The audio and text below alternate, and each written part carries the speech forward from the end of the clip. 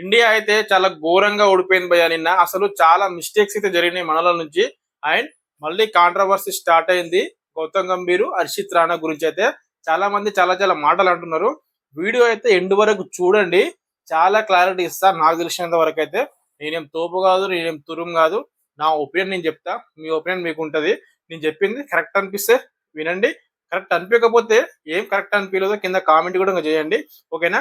And ఇంకోటి, నిన్న Dabangg Delhi case అయితే మళ్ళీ ఛాంపియన్స్ అయ్యారు. Second time champions Dabangg Delhi కేసి. దాని గురించి కూడా లాస్ట్ లో మాట్లాడదాం. ఫస్ట్ ఇండియా వర్సెస్ ఆస్ట్రేలియా ఈ మ్యాచ్ హైలైట్స్ అయితే ఫస్ట్ మాట్లాడదాం. చాలా ఇంపార్టెంట్. వీడియో అయితే లాస్ట్ వరకు చూడండి. అండ్ ఇంకెందుకు ఆలస్యం, లెట్స్ గో.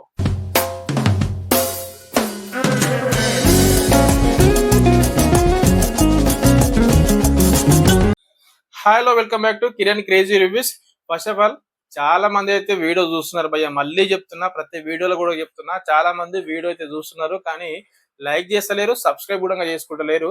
లైక్ చేసి సబ్స్క్రైబ్ కొట్టేస్తే నాకు కొంచెం సపోర్ట్గా ఉంటుంది. ఇంకా మంచి మంచిగా డైలీ మంచి అప్డేట్స్, మంచి వీడియోస్ చేయాలి అన్న కొంచెం మోటివేషన్ అయితే నాకైతే ఉంటుంది. ఆ మోటివేషన్ రావాలంటే జస్ట్ లైక్ చేసుకోండి, సబ్స్క్రైబ్ కూడా చేసుకోండి. ఓకేనా? మీ టైం మాత్రం అస్సలు వేస్ట్ చేయ. ఖచ్చితంగా నా వీడియో చూస్తే ఏదన్నా కొంచెం ఇన్ఫర్మేషన్ మీరు తెలుసుకుంటారు స్పోర్ట్స్ గురించి. ఖచ్చితంగా మీ టైం అయితే వేస్ట్ చేయ, ఇదైతే నేను గ్యారంటీ ఇస్తా. అండ్ ఇప్పుడు మనం మెయిన్ కంటెంట్ గురించి అయితే మాట్లాడదాం. First India Australia second T20. First T20 వర్షం కారణంగా రద్దయిందని చెప్పేసి కొంచెం బాధగా ఉంటాయి. సెకండ్ T20 మాత్రం ఏం ఆడిరు భయ్యా, ఏం ఆడలే. అండ్ గౌతమ్ గంభీర్, హర్షిత్ రాణా వీళ్ళ గురించి ఫస్ట్ మనం ప్లేయర్స్ ఎవరెవరు ఆడిరో ఎవరెవరు ఆడలేరో దాని గురించి మాట్లాడదాం. దాని తర్వాత గౌతమ్ గంభీర్, హర్షిత్ రాణా గురించి అయితే మాట్లాడదాం. ఫస్ట్ అభిషేక్ శర్మ, శుభ్మన్ గిల్ అయితే వచ్చేసారు. అభిషేక్ శర్మ మనకు ఆల్రెడీ తెలుసు, T20 number 1 batsmen. Abhishek Sharma కానీ లేకపోతే ఇంకా చెత్త రికార్డ్ అయితే మనకైతే వస్తుండే భయ్య. మనలో మొత్తం మిస్టరీ క్రియేట్ చేస్తుండే. అభిషేక్ శర్మనే ఆల్మోస్ట్ 60+ రన్స్ చేసిండు ఇన్ 37 బాల్స్. ఓన్లీ 6 ఓవర్స్ మాత్రమే ఆడిండు అభిషేక్ శర్మ. టోటల్ గా ఆల్మోస్ట్ 18 ఓవర్ వరకు కూడా అభిషేక్ శర్మ ఉన్నాడు. అయినా కానీ 6 ఓవర్స్ మాత్రమే ఇచ్చిర్రు. 6 ఓవర్స్ మాత్రమే స్ట్రైక్ ఇచ్చారు అభిషేక్ శర్మకి. ఇక్కడ కూడా చాలా మేనేజ్ చేశారు. ఎప్పుడైతే ఫస్ట్ శుభ్మన్ గిల్ అవుట్ అయిండో జోస్ హేజల్వుడ్ బౌలింగ్ లో, దాని తర్వాత చూసుకో ఇంకా ఎక్కడ కూడా ఏ ప్లేయర్ వచ్చినా కానీ ఎక్కడ కూడా సెట్ అయ్యి ఆడలే. కొంచెం కూడా ఆలోచించి ఆడలే. ఎందుకు ఆడలేరు, ఏంది అసలు? మరి పిచ్చి మరీ ఎంత దారుణంగా ఉందనంటే, ఆల్రెడీ మనం అనుకున్నాం మెల్బోర్న్ గ్రౌండ్ లో అయితే ఖచ్చితంగా స్టార్టింగ్ అయితే కొంచెం బౌలర్లకు అయితే ఇనిషియల్లీ చాలా ఫేవరబుల్ గా అయితే ఉంటది. మళ్ళీ చాలా బౌన్స్ ఉంది కాబట్టి జోస్ హేజల్వుడ్ చాలా టాల్ బౌలర్, చాలా మంచిగా వేయగలుగుతాడు. ఇన్ స్వింగ్ చేస్తాడు, అవుట్ స్వింగ్ చేస్తాడు, బౌన్స్ వేయగలుగుతాడు. కాబట్టి జోస్ హేజల్వుడ్ ని ఆడలేకపోయారు. అండ్ మిగతా బౌలర్లు కూడా ఫేస్ ఆఫ్ చేసారు. అసలు మొత్తం ఫేస్ కూడా వేయలేరు. అందుకని చెప్పేసి చాలా కష్టమైంది కొంచెం మనోళ్ళకి ఇనిషియల్ గా. అండ్ సెకండ్ హాఫ్ ఇన్నింగ్స్ లో మాత్రం చాలా ఈజీగా ఆడేసారు ఆస్ట్రేలియా. 13 ఓవర్లోనే కొట్టి పడేసారు, మామూలుగా కాదు. అండ్ ఇప్పుడు శుభ్మన్ గిల్ ఎప్పుడైతే అవుట్ అయిందో దాని తర్వాత వచ్చిన సూర్యకుమార్ యాదవ్ కానీ, సంజు శాంసన్ కానీ, అండ్ తిలక్ వర్మ కానీ, శివం డూబే ముందు ఎవరు వచ్చిర్రు? హర్షిత్ రాణా వచ్చిండు.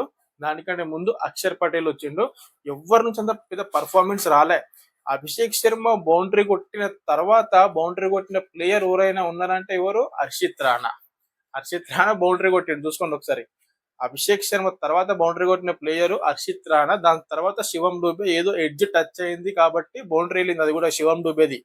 ఇక్కడ శివం డూబేని ముందు పంపించచ్చు కదా, హర్షిత్ రాణాని తర్వాత పంపించచ్చు కదా. హర్షిత్ రాణాని ముందే ఎందుకు పంపించిండు అన్న కాంట్రవర్సీ నడుస్తుంది గౌతమ్ గంభీర్ది అండ్ హర్షిత్ రాణాది. దీని గురించి ఇంకొక 1 మినిట్ తర్వాత మాట్లాడదాం. ఎందుకంటే ఫస్ట్ ఇది క్లారిటీ ఇద్దాం. ఇక్కడ కూడా నెంబర్ ఆర్డరింగ్ కూడా కరెక్ట్ లేదు అని చెప్పేసి చాలా మంది క్వశ్చన్ చేస్తున్నారు. ఎందుకనంటే ఫస్ట్ వచ్చింది అభిషేక్ శర్మ, శుభ్మన్ గిల్, అండ్ దాని తర్వాత వచ్చింది ఎవరు? సంజు శాంసన్ పంపిరు. ఇంత ముందు మ్యాచ్ లో సూర్యకుమార్ యాదవ్ వచ్చిండు, దాని తర్వాత సంజు శాంసన్ వచ్చిండు, దాని తర్వాత సూర్యకుమార్ యాదవ్ వచ్చిండు, దాని తర్వాత తిలక్ వర్మ వచ్చిండు, అక్షర్ పటేల్ వచ్చిండు, దాని తర్వాత హర్షిత్ రాణా వచ్చిండు. ఇక్కడ చూడండి ఆర్డరింగ్ కూడా కరెక్ట్ లేదు అన్న క్వశ్చన్ అయితే వస్తుంది. ఎందుకనంటే మనకు next year T20 world cup అయితే స్టార్ట్ కాబోతుంది. దానికంటే ముందే ఏమైనా ఎక్స్పెరిమెంట్ చేయాలనుకుంటే దానికంటే ముందే చేయాలి. నాకు తెలిసానంటే సంజు శాంసన్, అభిషేక్ శర్మ వీళ్ళిద్దరు ఓపెనింగ్ గా తీసుకురావాలి. లేకపోతే ఖచ్చితంగా T20 అంటే ఎస్ఎస్వి జైస్వాల్ అయితే బ్యాక్ చేయాలి ఖచ్చితంగా. అభిషేక్ శర్మ, ఎస్ఎస్వి జైస్వాల్ ఇద్దరు ఓపెనింగ్ గా వస్తే మాత్రం మామూలుగా ఉంటది. మామూలుగా ఉండదు భయ్య, పిచ్చి లేపడేస్తారు. మీకు కూడా తెలుసు అది. అభిషేక్ శర్మ, ఎస్ఎస్వి జైస్వాల్ వచ్చిర్రంటే మామూలుగా ఉంటది. ఒక్కసారి మీరు ఊహించుకోర్రి ఏ విధంగా ఉంటది స్కోరింగ్ అనేది. శుభన్ గిల్ రోల్ ఏందనంటే యాక్చువల్ గా స్టార్టింగ్ లో కొంచెం చాలా స్లో ఆడతాడు, దాని తర్వాత మళ్ళీ దాన్ని కవర్ చేస్తాడు. ఆ స్లో స్ట్రైక్ రేట్ ని చాలా కవర్ చేస్తాడు శుభన్ గిల్. మనకు తెలిసింది ఐపీఎల్ కూడా ఎంత మంచిగా ఆడతాడు అని చెప్పేసి. కాకపోతే శుభన్ గిల్ వచ్చిన వెంటనే కొట్టాలి అంటే శుభన్ గిల్ తో కాదు, ఒక 2-3 ఓవర్స్ చూస్తాడు, చూసిన దాని తర్వాత అప్పుడు దాన్ని కవరింగ్ చేస్తాడు, అప్పుడు బిగ్ షాట్స్ ఆడతాడు. దాని తర్వాత శుభన్ గిల్ ఆపేటోళ్ళు ఎవరు కూడా లేరు. అండ్ సంజు శాంసన్ కూడా అంతనే. సంజు శాంసన్ కూడా అంతే. ఫస్ట్ అయితే ఓపెనింగ్ అయితే సంజు శాంసన్ జబర్దస్త్ ఆడగలుగుతాడు. తర్వాత నువ్వు నెంబర్ 3 నెంబర్ 4 నెంబర్ 5 తీసుకొస్తే చాలా పర్ఫార్మెన్స్ చాలా తక్కువ ఉన్నాయి. ఒకసారి మీరు సంజు శాంసన్ హిస్టరీ కూడా చూడండి.